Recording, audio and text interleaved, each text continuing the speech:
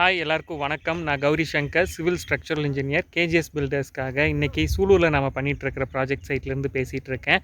So இன்றைக்கி இங்கே சைட்டில் வந்து நம்ம பேஸ்மெண்ட்கான brick work fly ash bricks use பண்ணி நம்ம பண்ணிகிட்ருக்கோம். ஸோ இங்கே இருந்து நம்ம ஒரு சில முக்கியமான விஷயங்கள் இந்த ஸ்டேஜில் நம்ம நோட் பண்ண வேண்டியது என்னென்ன, ஸோ அந்த கலவை வந்து எப்படி நம்ம மேக் அவுட் பண்ணணும், தென் பிரிக் ஒர்க்கில் நம்ம முக்கியமாக பார்க்க வேண்டிய விஷயங்கள், ஸோ இது எல்லாமே வந்து இன்றைக்கி நம்ம வீடியோவில் பார்க்கலாம். ப்ளஸ் அடிஷ்னலாக வந்து ஒருத்தர் வந்து சமீபத்தில் ஒரு டவுட் கேட்டிருந்தார். அதாவது போர்ட்டிக்கோவில் வர்ற அந்த காலம்க்கு வந்து நம்ம கண்டிப்பாக வந்து பிளிந்த் பீம்லோட கனெக்ட் பண்ணணுமா அப்படிங்கிறதும் கேட்டிருந்தார். ஸோ இந்த மாதிரி ஒரு சில விஷயங்களும் வந்து நாம் இன்றைக்கி வீடியோவில் பேசலாம் வாங்க.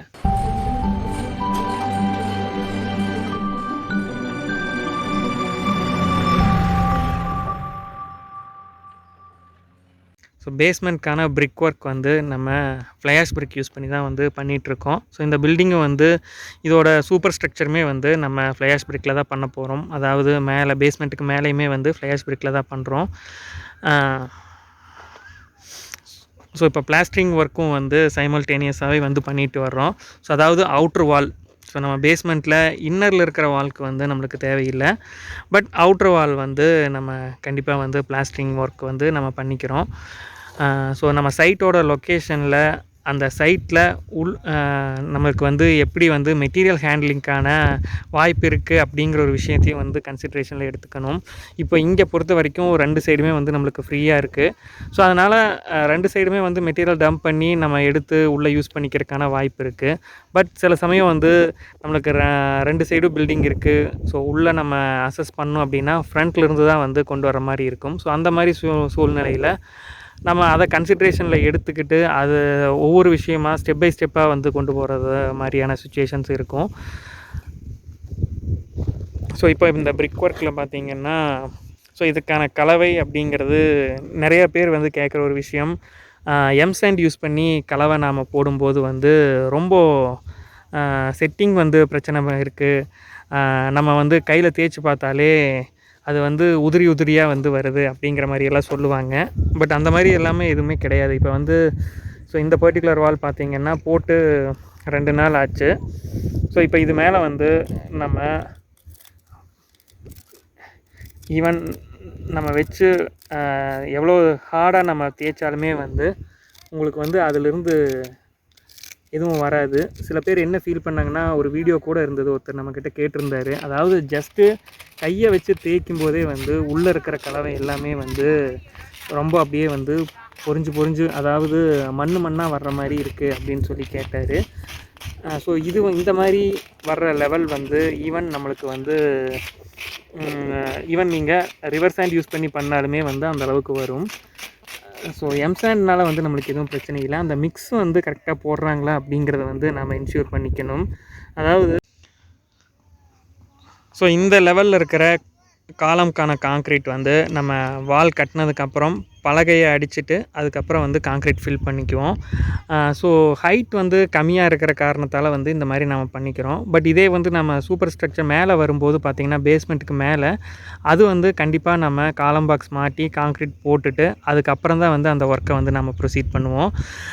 ஸோ இந்த ஸ்டேஜில் இன்கேஸ் நம்ம பேஸ்மெண்ட் ஹைட் ரொம்ப அதிகமாக இருந்தாலுமே வந்து நம்ம பாக்ஸ் மாட்டிட்டு தான் பண்ணுவோம். பட் இங்கே ஒரு 2 to 2.5 ஃபீட்குள்ளே தான் இருக்கிற காரணத்தால் வந்து அதாவது கீழே வந்து நம்மளுக்கு பீம் 1 ஃபீட் வந்துடுது. ஸோ அதுக்கு மேலே வால் அப்படின்னு நம்ம எடுக்கும்போது வந்து நம்மளுக்கு ஒரு 2.5 ஃபீட்குள்ளே தான் வருது. ஸோ அதனால் வந்து அந்த வாலோட கனத்துக்கு தான் வந்து இப்போ நம்ம காங்க்ரீட் போடணும், டெப்த்துக்கு தான்.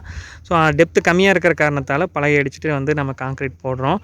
இது வந்து ஒரு இன்னும் டெப்த்தான டாபிக். ஸோ இதை பற்றி நம்ம இன்னொரு வீடியோ கூட மேக் அவுட் பண்ணலாம்.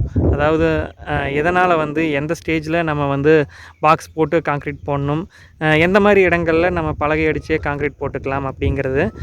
தென் இன்னொரு முக்கியமான விஷயம் அப்படின்னு பார்த்திங்கன்னா, இந்த நம்ம இப்போ சுவர் கட்டும்போது வந்து இந்த நம்ம உள்ளே விழுகிற இந்த உதிரி கலவைகள், ஸோ அதை வந்து கண்டினியூஸாக அந்த டே எண்ட்லேயே வந்து அதை க்ளீன் பண்ணி எடுத்துக்கிறது முக்கியம். ஏன்னா அதுக்கப்புறம் நம்ம காங்க்ரீட் போடும்போது வந்து அது இருந்தது அப்படின்னா வந்து நம்மளுக்கு புதுசாக போடுற காங்க்ரீட்டுக்கும் ஆல்ரெடி வந்து கீழே வந்து மேக் அவுட் பண்ண காங்க்ரீட்டுக்கும் வந்து அந்த பாண்டிங் வந்து கரெக்டாக நம்மளுக்கு அமையாது. ஸோ அதை நம்ம ப்ராப்பராக க்ளீன் பண்ணி எடுத்துக்கணும். தென் அப்புறம் க்ளீன் பண்ணி எடுத்துகிட்டு நீங்கள் புதுசாக காங்க்ரீட் போடும்போதுமே வந்து அதை வந்து ஒரு தடவை நல்லா வந்து அந்த சர்ஃபேஸை வாஷ் அவுட் பண்ணிவிட்டு பண்ணிக்கிறது அவசியம். வாஷ் அவுட் பண்ணிவிட்டு சில பேர் வந்து அது மேலே சிமெண்ட் பால் ஊற்றிட்டு காங்க்ரீட் போடுவாங்க. பட் அந்த மாதிரி சிமெண்ட் பால் நம்ம யூஸ் பண்ணக்கூடாது. சிமெண்ட் பால் யூஸ் பண்ணாமல் ஜஸ்ட்டு வாஷ் மட்டும் பண்ணிவிட்டு பண்ணுறது தான் வந்து கரெக்டான ப்ராக்டிஸ். ஏன்னா நம்ம முன்னாடி ஜல்லி வச்சு விட்ருப்போம். சிமெண்ட் பால் ஊற்றுறோம் அப்படின்னா வந்து அந்த அளவுக்கு ஸோ அது வந்து அதோட சர்ஃபேஸ் பார்த்திங்கன்னா ஸ்மூத்தாக தான் இருக்கும் சிமெண்ட் பால் யூஸ் பண்ணிட்டோம் அப்படின்னா. ஸோ காங்க்ரீட்டில் நியூ காங்க்ரீட்டுக்கும் எக்ஸிஸ்டிங் காங்க்ரீட்டுக்கும் அது வந்து பாண்டிங் வந்து ப்ராப்பராக மேக் அவுட் பண்ணி நம்மளுக்கு கொடுக்காது. ஸோ நம்ம க்ளீன் பண்ணி எடுத்துகிட்டு போடும்போதும் ஒரு தடவை நல்லா வாட்டர் விட்டு நம்ம வந்து வாஷ் அவுட் பண்ணிக்கிறது அவசியமான ஒரு விஷயம். தென் முக்கியமான ஒரு விஷயம், ஸோ இந்த மாதிரி பாயிண்டிங் வந்து நம்ம மேக் அவுட் பண்ணிக்கணும். ஸோ பாயிண்டிங் பண்ணுறதுனால நம்மளுக்கு பார்க்குறக்கும் ஒரு நல்ல ஃபினிஷிங் கிடைக்கும். தென் அடுத்து நம்ம இது மேலே பிளாஸ்டரிங் பண்ணும்போதும் வந்து அந்த கலவை நல்லா பிடிக்கிறதுக்கான வாய்ப்பு இருக்கும். ப்ளஸ் இந்த பாயிண்டிங் நம்ம அமுக்கி 2 சைடுமே வந்து நம்ம பண்ணும்போது என்ன ஆகும்னா, ஸோ அந்த மார்ட்டர் வந்து உள்ளே நல்லா பேக் ஆகிறதுக்கான ஒரு சூழ்நிலை இருக்கும்.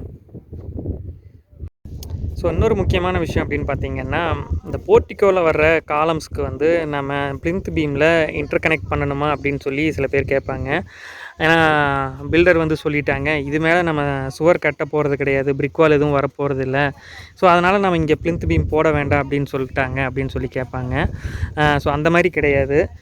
இப்போ நீங்கள் இந்த காலம் எடுத்துட்டிங்க அப்படின்னா, இப்போ நம்ம இங்கே கனெக்ட் பண்ணலை அப்படின்னா கீழே இருந்து நம்ம ஃபுட்டிங் ஒரு 5 ஃபீட் டெப்த்து போயிருந்தாலுமே கூட அடுத்து பார்த்திங்கன்னா நம்மளுக்கு இங்கே ஒரு பேஸ்மெண்ட் ஒரு 3 ஃபீட் ஹைட், அடுத்து ஒரு 10 ஃபீட் ஹைட் அப்படின்னு பார்க்கும்போது கிட்டத்தட்ட 18 அடிக்கு வந்து எந்த ஒரு டைமே வந்து நம்மளுக்கு இல்லாமல் போயிடும்.